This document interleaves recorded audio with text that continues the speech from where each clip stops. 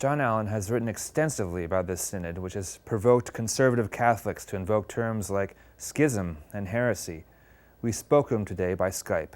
There is a danger that Pope Francis is reaching a tipping point in which a number of Orthodox or conservative Catholics who up to this point might have been alarmed by some of the things they're seeing and hearing, but nevertheless were willing to give him the benefit of the doubt because, after all, he is the Pope.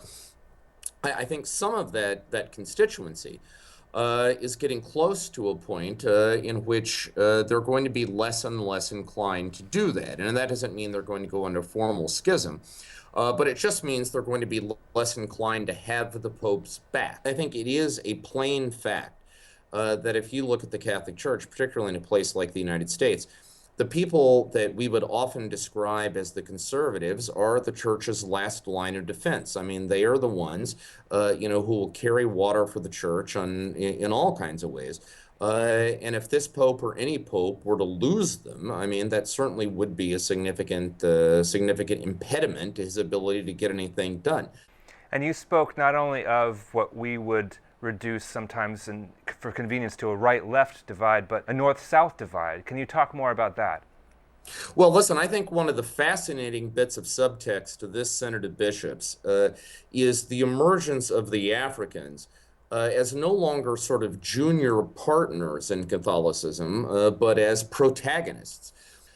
Certainly, many of the African bishops at this Synod would be among the strongest voices insisting that the traditional teaching and the traditional practice of the church has to be upheld. And look, let's be clear, welcome to the realities of a global church. I mean, 2/3 of the Catholic population, there are 1.2 billion Catholics in the world today, 2/3 of them now live outside the West. Sub-Saharan Africa in the 20th century went from a Catholic population of 1.9 million to 130 million, which is a growth rate of almost 7,000%. So the days in which the Europeans and the North Americans could dominate Catholic conversation are over. Despite the conservative forces which may be aligning against Pope Francis, John Allen believes this synod will conclude well for the papacy and the church.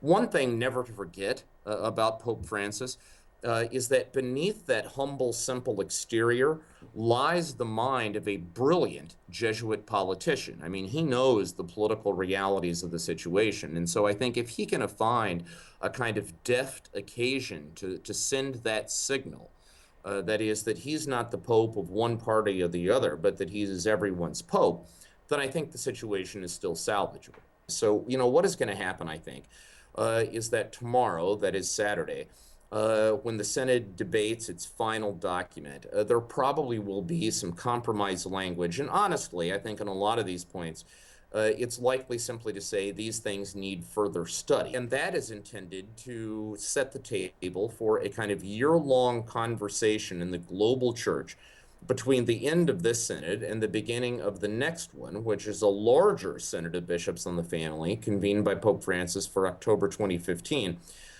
John Allen said he looks forward to a rich conversation next October, which he hopes will bring forth a synthesis of the best of the different positions we've seen in the Synod. Reporting for Currents, I'm Konrad Aderer.